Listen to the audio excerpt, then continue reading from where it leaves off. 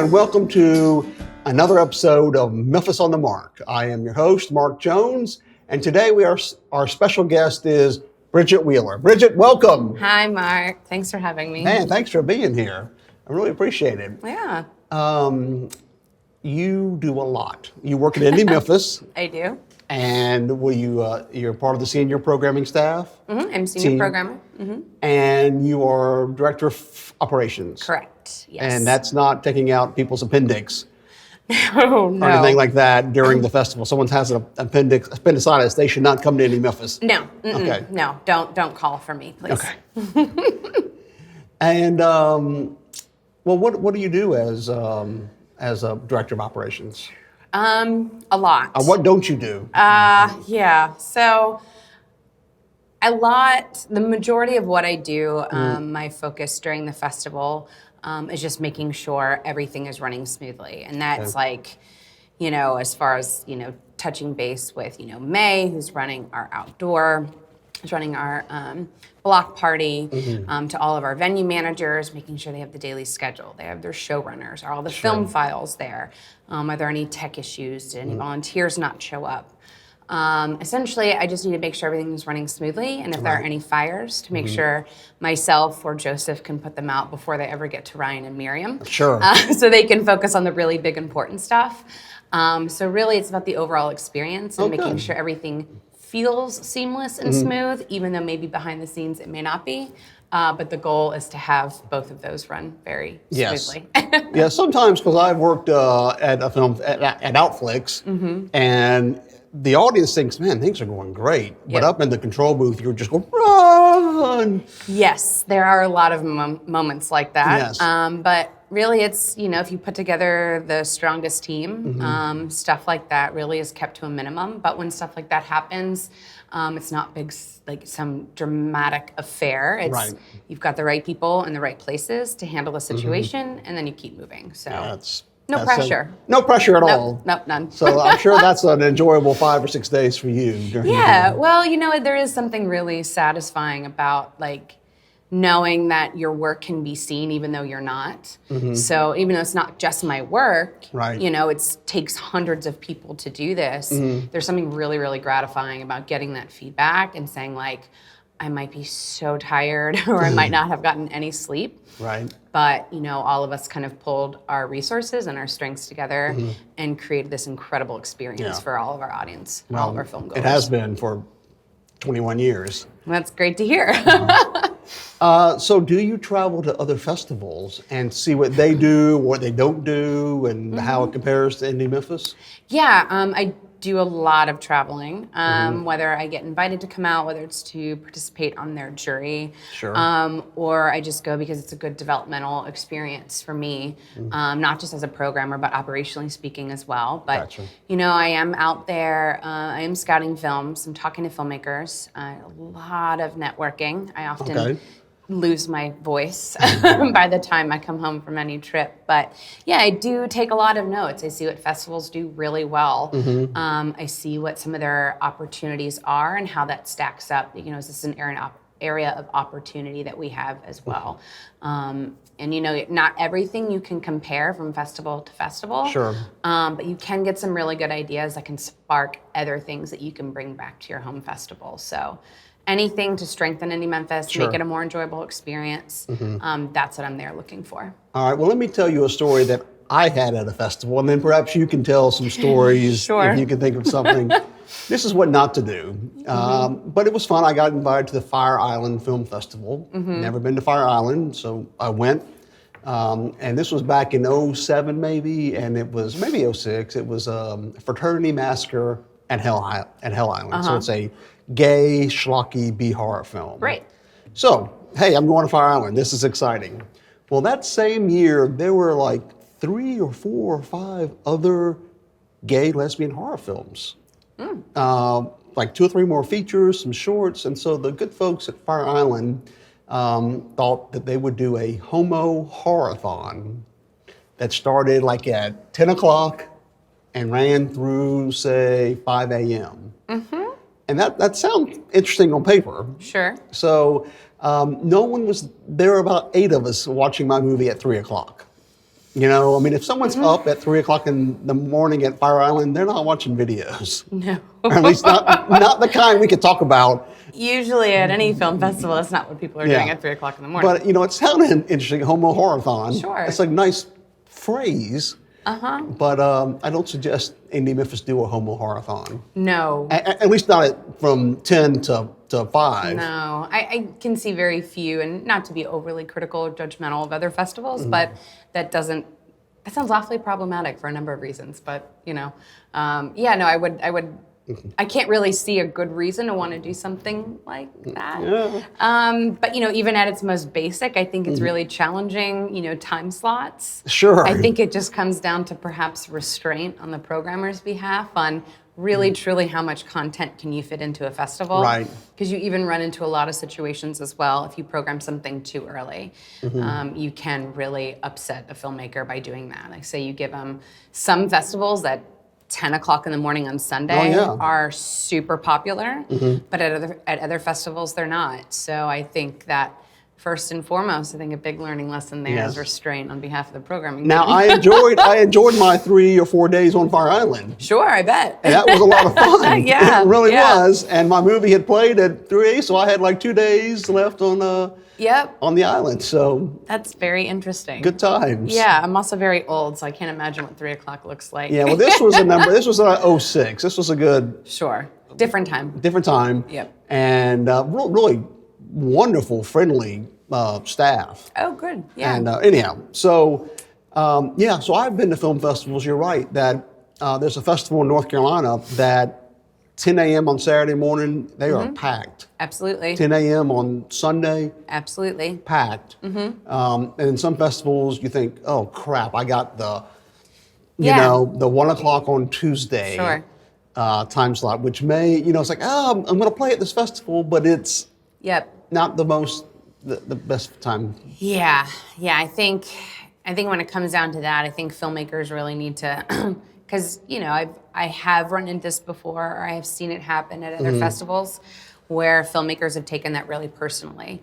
Some who have had experienced some success on the festival circuit in years past, and feel as though perhaps you know this follow-up film deserves a better spot. And I can absolutely understand that perspective. I won't argue that perspective. But also at the same time, festivals have to do what they have to do if they really want to play your film. So I think it really comes down to, I think that's kind of when we were kind of talking earlier, some tips for filmmakers. I would say talk to the programming team if that happens. You know, because a lot of times you don't know, like say you've played at that festival before, and yes, I'm thinking of a specific situation. You may have played at that festival before, or that time slot may have been just like total dead town. Right. But things change very quickly. I know for our festival, just in the last few years, those early morning slots have become more and more and more popular. Yeah. The festival gets going so much earlier now, which is great. Really hard on the staff. I'm sure it is. But it's really great because that means additional programming. So I think it just comes down to you've really got to talk to the programming team if your film gets played and you feel like you perhaps deserve something differently. But yeah, it's just all about that communication. What are some tips to filmmakers? Because you receive lots of films to watch. What are some tips to filmmakers to help when they're filling out? I guess a lot of it's Film Freeway now. It's not a lot of paper. Or maybe, we only use Film Freeway. That's great, because I can remember you used to get like 5 pages, and then you were labeling a DVD or spending money on VHS or trying to tapes. navigate without a box. So R.I.P. I said R.I.P. What are some tips though to give to filmmakers to help their film stand out? So I could go on about this for hours, days, we probably won't go that far. And we only have a few minutes. Right. So I'll just start with some really basic stuff. I know for me, and again, I think it's really important to remember too, each programmer, there are some universal things across programmers and programming teams on festivals. Right. But I'm only, whoever's watching this, I'm only speaking for myself and for Indie Memphis and for shorts. Fill out your submission thoroughly. Okay. Do not leave your phone number or your address or basic contact information. I can't even begin to tell you how many times people forget to put their phone number. Like, okay, your email is there, but what if I program your film and you're not responding to your email? I need to, yes, I am that person that I will find you on Facebook, I'll find you on social media, I will track you down because I really want to play your film. So please don't put a programmer in that position to not be able to reach you in as many ways as possible, because when you get thousands of submissions, if you're having a programmer spend that much time, like, I will move on to the next film, period. Also, what I really love is there's all these different things that you can fill out. There's a cover letter, a director's statement, things like that. Don't leave those blank. Also, don't make them a mail merge. Do not send the same canned email to like all the film festivals, because a programmer, if they do read them, I know I read every single one. I will know if you're not being genuine, and I will know if it's a mail merge. You can tell almost instantly. Do not write it out to whom it may concern. It is not that difficult to figure out who the programmers of Indie Memphis is. Well, we have a website. Well, they're on the website, but on Film Freeway, they list them on YG, thank you, Mark, for pointing that out. Yes, it is all right there. And kind of also to that point, don't fill it out to Dear Mr. Ryan Watt. When you are submitting to our festival, the programmers, you know, you've got our artistic director, Miriam Bale, and me, senior programmer, Brighid Wheeler. If you fill it out to Ryan Watt, yes, I understand he is the executive director. He is the man that helps make all of this happen. It's a little frustrating. It's a really good indicator that you didn't do your research on the festival. To have a women-led programming team, especially in Memphis, Tennessee, I think it's really important you know that, and that's the festival that you're submitting to. Well, that's a good point, because Ryan, I mean, he's out raising money. Absolutely. And he is not getting watching these movies as they come in. And he will tell anybody, of course he wants to watch all of these. Yeah, like he loves that. But he's not the one receiving them. But he's not the one who's receiving them. It's, it's Miriam and I and like a team of volunteers and a team of associate programmers. So it's really important. It's like those tiny details that really do mean something that can set your film apart. If it comes down to your film and one other film, it's like stuff like that. It's like you can really tell who truly can benefit and who truly really wants to have their film played in Memphis, Tennessee at Indie Memphis Film Festival specifically. And not just have another Laurel. Right. And should people mention that they played at your festival earlier? Absolutely. If you're alum, any information about our festival or your ties to it, people always there's such a negative connotation to name dropping. Drop names. Drop names. Say that you heard about our festival. I had somebody recently on one of our submissions that mentioned that they heard about our festival because they saw that I was on the jury of their favorite festival, Sidewalk.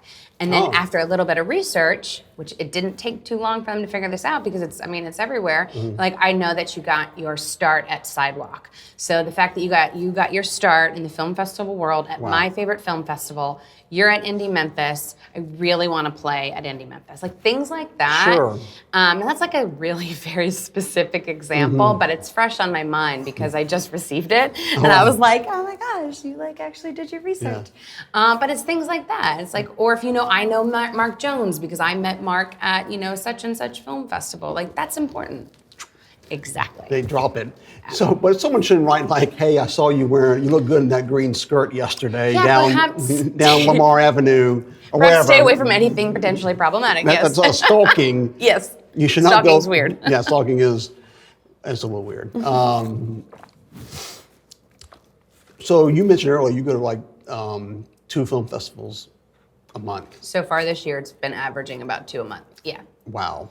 And what is something that sets the Indie Memphis apart from, say, other festivals? Ooh, honestly, and this is not to put down what other festivals are doing or not doing. Maybe they just do it in different ways. But I think what sets us apart so much is such a strong focus on our Memphis-based filmmaking community. Right. Obviously, not just with indie grants. Thank you, Mark Jones. But just like everything that we do and the decisions that we make, and maybe just because I do have access to the behind the scenes. Sure. But almost every decision we make that at some point in the conversation comes up, how is this going to benefit and add to the filmmaking community here or push along our film community here?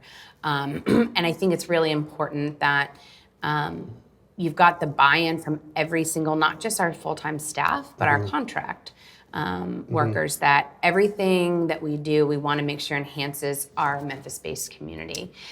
Because once the festival's done, you pick up and everybody leaves, you know, you want there to be some sort of lasting impression from what you just spent the past year doing.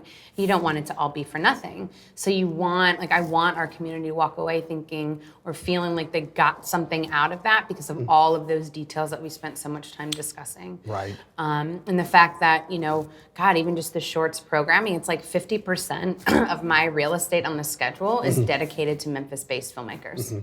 Not very many film festivals can say that.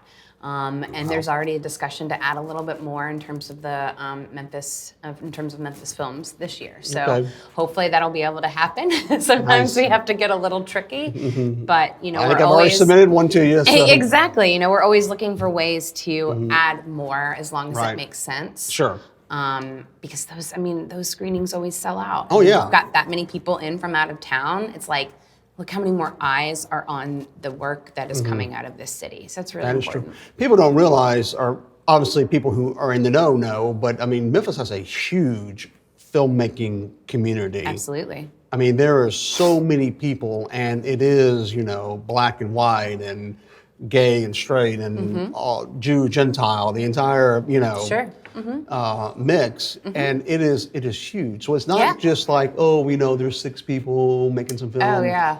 I mean, I'm meeting new people every single day. Yeah. And now, granted, I haven't been here as long as, you know, other people, but you know, I have been actively involved in one way or another with Indie Memphis for the 10 years I've been here. Right. So, yeah, I mean, obviously there's a lot of people I don't know that I think most people do, but there are new filmmakers I'm meeting all the time, and that's what makes it so exciting. Yes. And then obviously, especially, you know, with the Youth Film Festival, that's just like bringing up the whole next generation of storytellers. That's like a farm, building a farm team. Oh man, I mean, to me, that's probably something that's given me like the newest, freshest sense of energy is like watching May and the rest of the staff really dig into Youth Film Fest, and, you know, planning it every single year is just like, oh God, I can't wait to see what these filmmakers are doing. And it's gotten bigger each year. Absolutely. And better. Yeah.